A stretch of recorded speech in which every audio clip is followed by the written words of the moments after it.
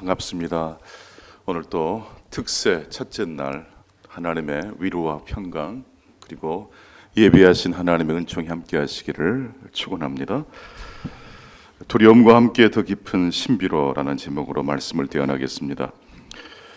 예수님께서 십자가에 고통스럽게 죽어가실 때에 예수님 곁을 지킨 사람은 남자들이 아닌 여성들이었습니다. 여자들은 먼 발치에서 예수님의 마지막 모습을 끝까지 지켜보았습니다. 오늘 본문 마가복음 15장 40절로 41절 우리 함께 다시 한번 봉독해 보시겠습니다. 멀리서 바라보는 여자들도 있었는데 그 중에 막달라 마리아와 또 작은 야고보와 요새 어머니 마리아와 또 살로메가 있었으니 이들은 예수께서 갈릴리에 계실 때에 따르며 섬기던 자들이요 또 이 외에 예수와 함께 예루살렘에 올라온 여자들도 많이 있었더라.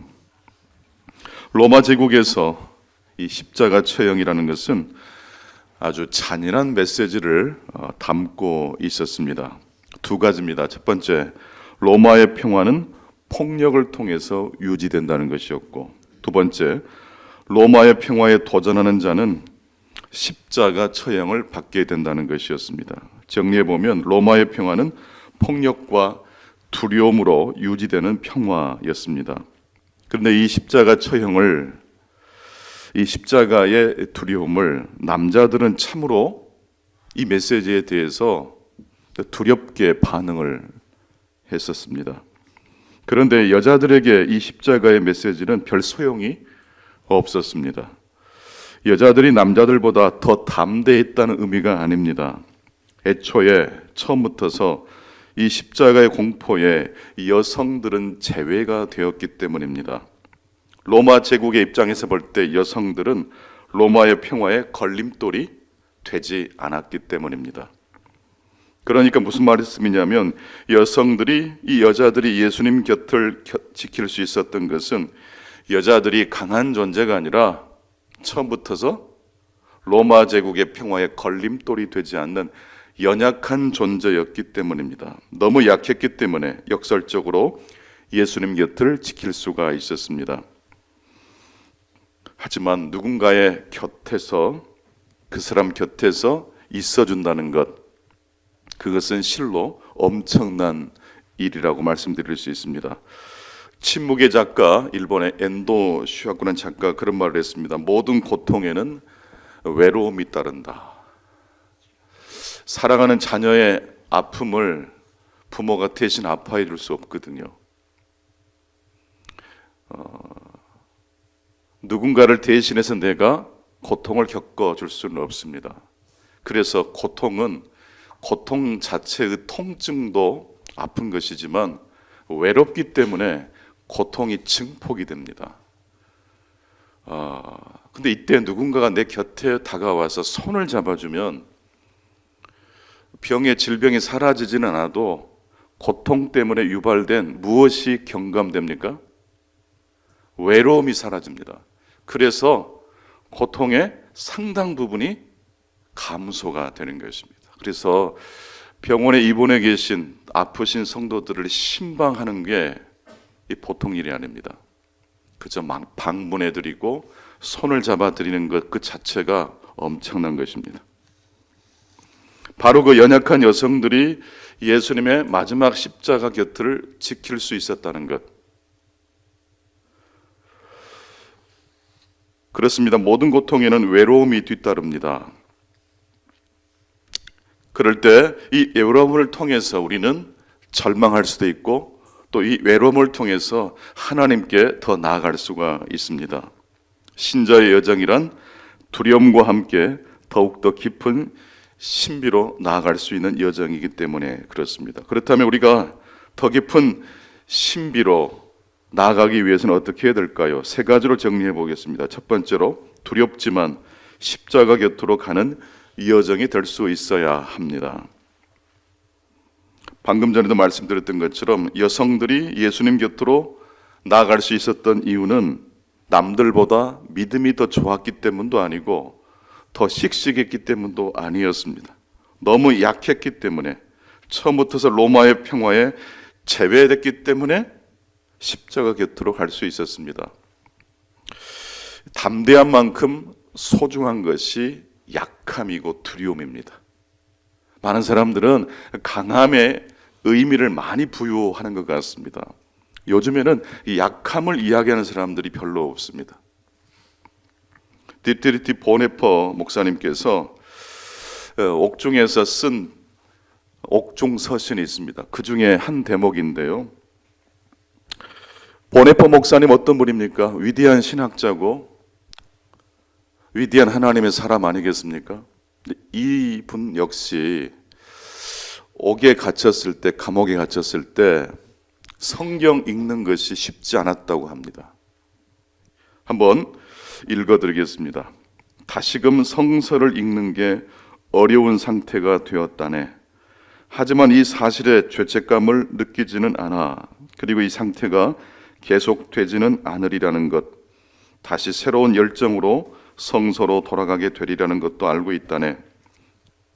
그래, 언제나 나태해질 위험이 도사리고 있는 게 사실이네. 하지만 이런 상태에 법석을 떠는 것은 옳지 않아. 나침반은 잠깐 바늘이 흔들린 뒤 올바른 방향을 가리키게 된다는 사실을 신뢰하는 편이 훨씬 낫지. 성서의 사람이었던 보네퍼 목사님도 어저께까지 은혜롭게 읽혔던 성경이 오늘 읽기 싫었던 감정이 솟아오른 것입니다. 어제 감동스럽게 불렀던 음악이 오늘 들었을 때 왠지 어제만큼 감동이 찾아오지 않을 때가 있습니다. 믿음을 유지한다는 것이 솔직히 쉽지 않습니다. 믿음이 강한 자 역시 흔들릴 때가 있습니다. 그런데 이 보네퍼 목사님의 독특한 점은 자신의 연약함을 죄책감 없이 받아들였다는 것입니다. 우리 성도님들은 가끔 믿음 없음에 대하여 고백하는 것까지는 좋은데 이걸 죄책감으로까지 연결시키는 분이 계셔요.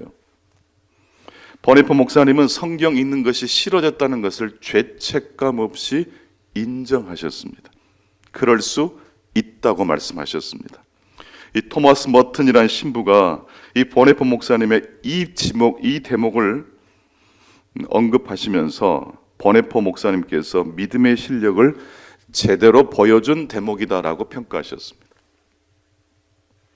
우리는 보통 하나님께 최고의 하나님께 최선의 것을 드리자 이렇게 기도도 하고 구호를 외칩니다. 한번 같이 해보실까요? 최고의 하나님께 최선의 것을 드리자. 얼마나 좋습니까? 근데 하나님은요 동시에 이렇게 말씀하실 것 같아요. 연약함을 통해서도 나를 만나러 오너라. 두려운 감정이 솟아왔을 때 그 역시 나를 만나러 올 수 있는 통로가 될 것이다. 최선의 것을 가지고 나오너라. 그리고 준비가 되지 않았을 때도 나에게 나오너라. 제가 최근에 가장 좋은 것과 가장 덜 나쁜 것을 한번 같이 비교하면서 묵상해 보았습니다. 여러분, 우리는 보통 가장 좋은 것을 기준으로 해서 세상을 살지 않습니까? 이왕이면 가장 좋은 것이 무엇인가 궁리하고 또 의논하고 질문을 던집니다. 그런데 그러다 보니까 너무 경쟁하게 되고 그러다 보니까 이 감정이 거칠어집니다. 기준이 높기 때문에 그 기준에 맞지 않은 경우가 펼쳐지면 화가 나고 또 때때로는 화를 넘어서 분노할 때도 있습니다.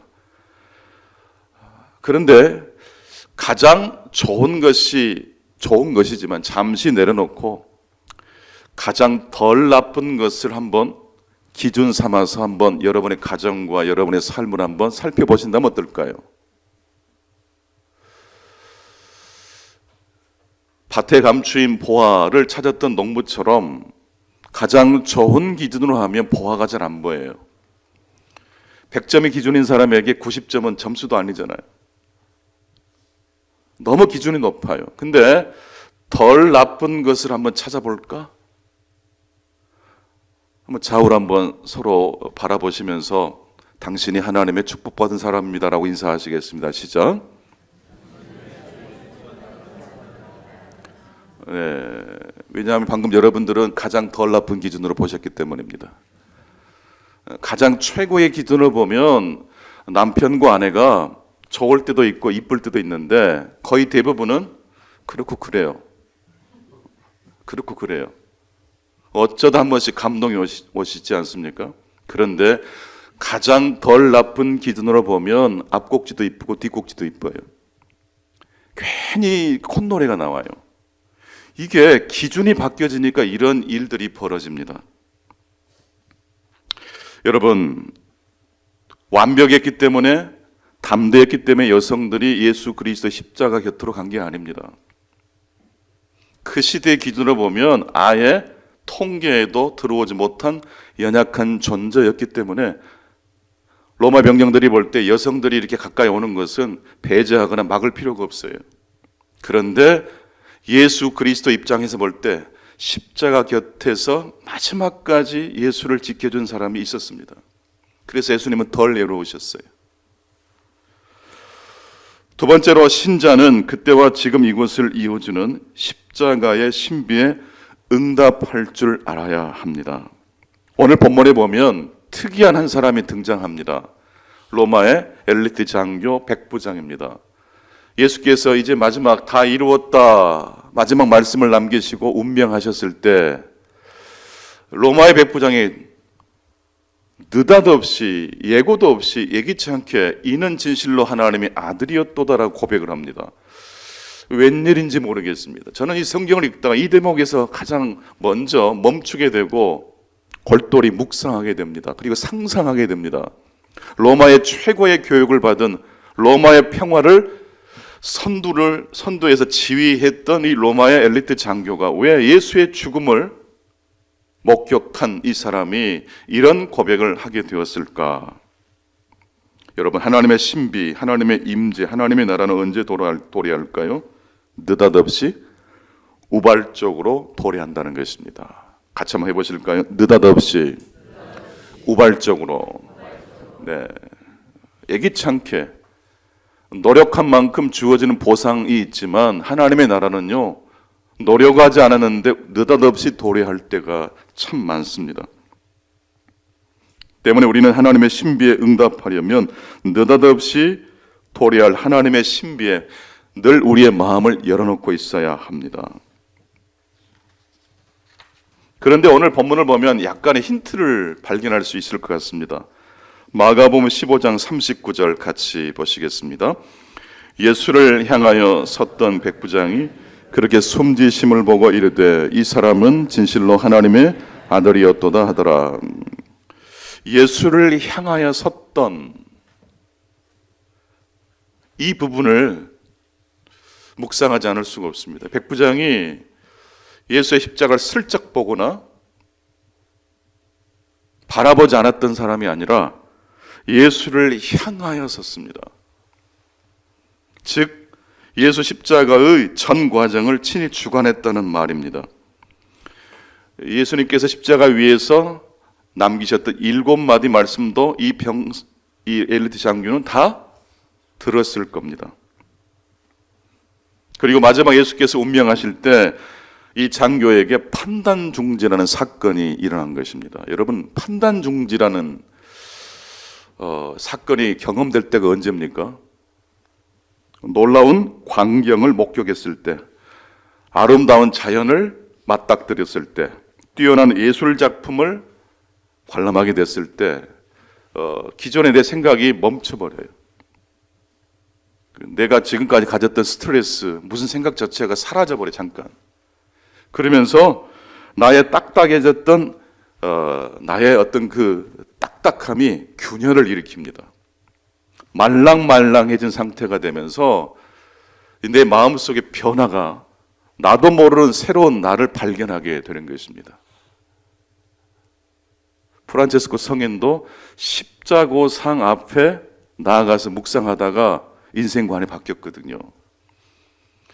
고난주간 7색 이 특별 새벽 기도를 통해서 예수 그리스도 십자가를 정면에서 응시하고 묵상하실 수 있기를 축원합니다.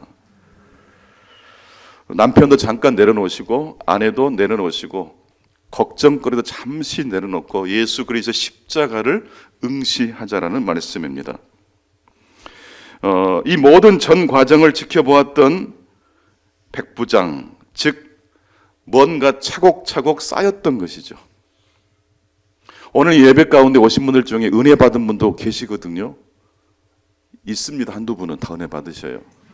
많지는 않지만 집에 가실 때 또 웃음이 터지시거나 감동이 되신 분도 또 계십니다. 내일 터지실 수도 있어요. 특세 마지막 날 터지실 수 있어요. 그래서 오늘 좀 은혜가 안 되더라도 내일 꼭 나오세요. 계속 나오셔야 돼요.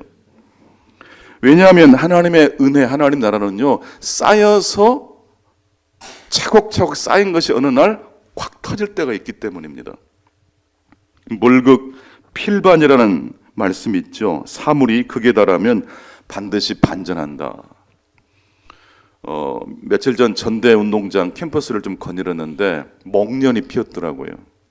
자세히 좀 보고 싶어서 가까이 갔더니 벌써 지기 시작하더라고요. 절정의 순간은요, 추락하는 지점이기도 합니다. 그래서 영리한 사람은요, 성공했을 때 교만하지 않아요. 변화를 추구해요. 또 바닥을 치는 사람은요, 바닥에서 새로운 궁리를 해요. 어떻게 하면 이 바닥을 딛고 올라갈 것인가. 그래서 여러분, 성공한 사람은요, 변화를 향해 나갈 수 있도록 격려해 주시고, 좀 성적이 떨어지거나 바닥을 치는 사람은요, 용기를 주세요. 더 이상 내려갈 곳이 없다. 올라갈 일만 남았다. 어떤 바보가 가래떡을 먹는데 너무 배가 고파가지고 가래떡을 허겁지겁 먹었는데 7개나 먹었대요. 배가 부르지 않아요. 그래서 이제 8개째 가래떡을 입에 넣고 베어 먹는데 한 절반쯤 먹으니까 배가 차오더래요. 그래서 막 화를 냈답니다.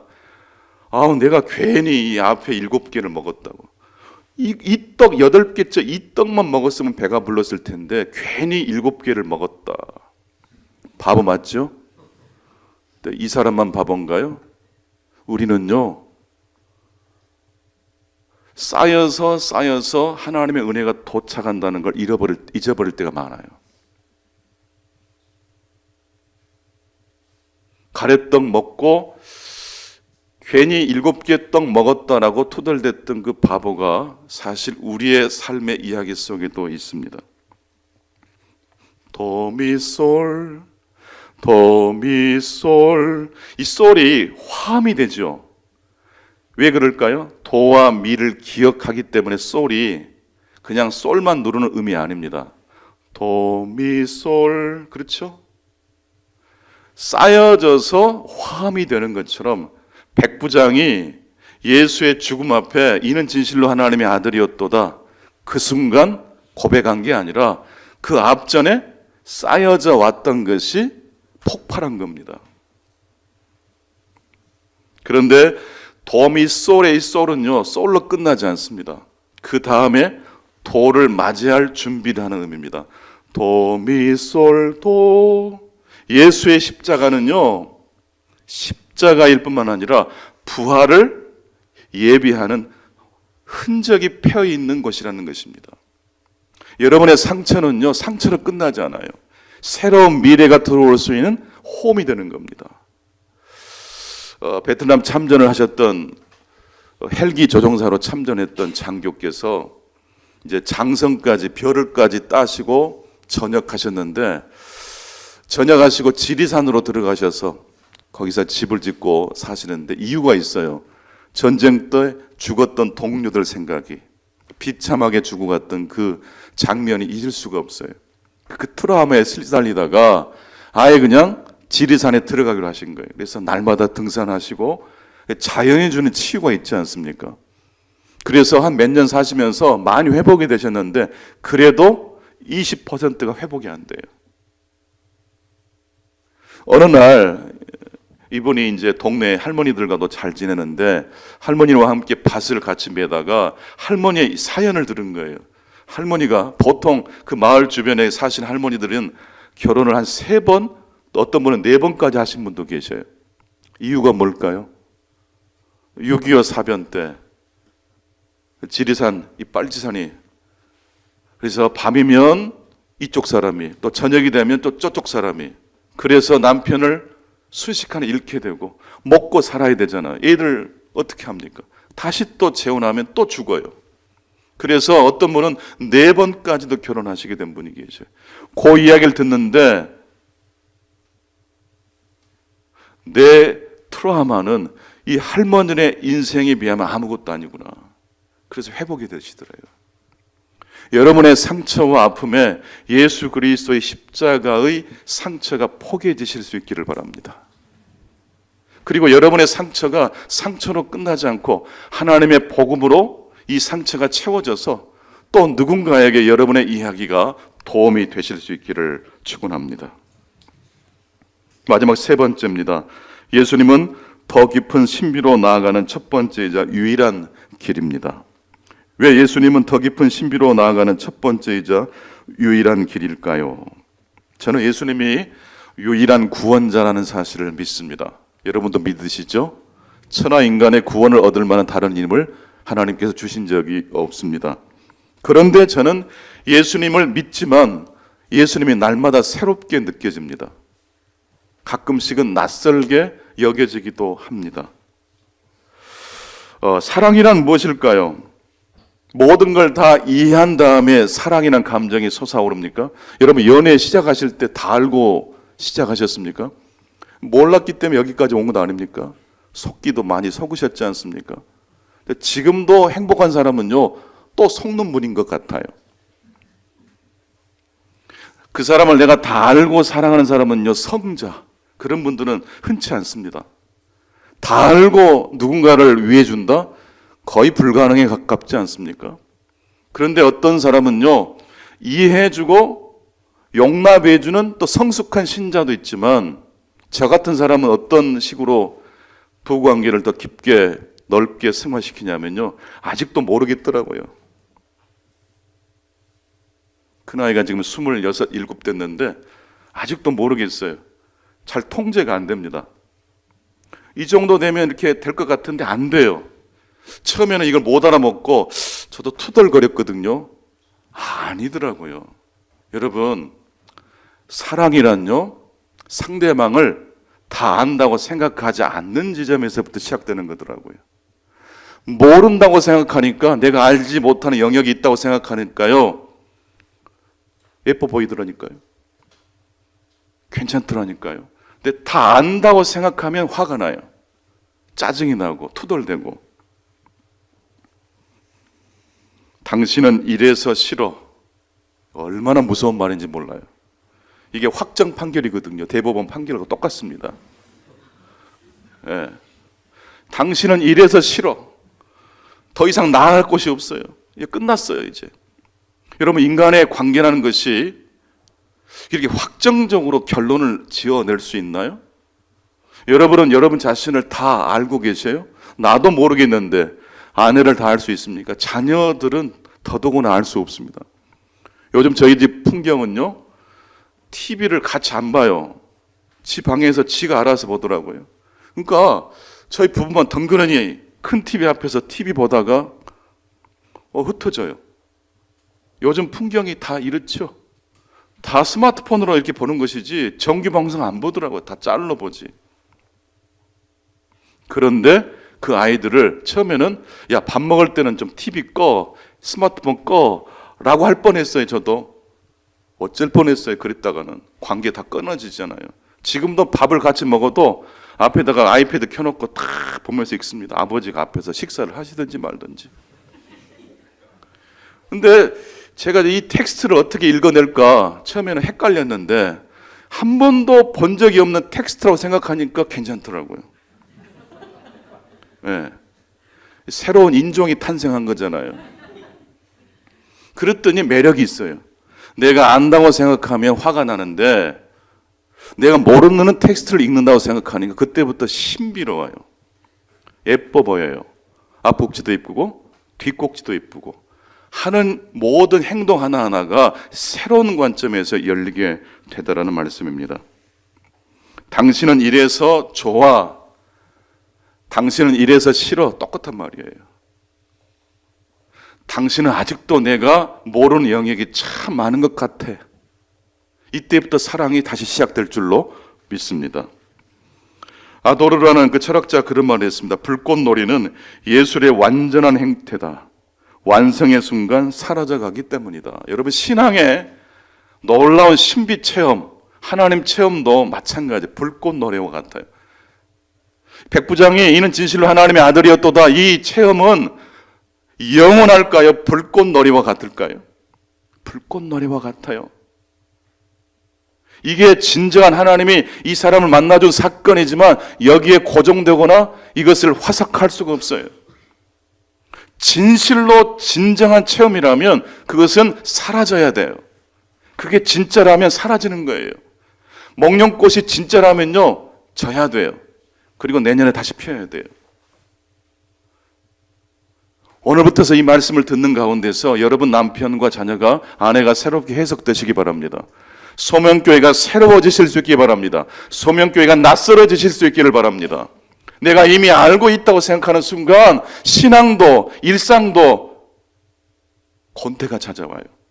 다시 여러분의 영적인 불꽃 축제가 시작되시기를 간절히 축원합니다.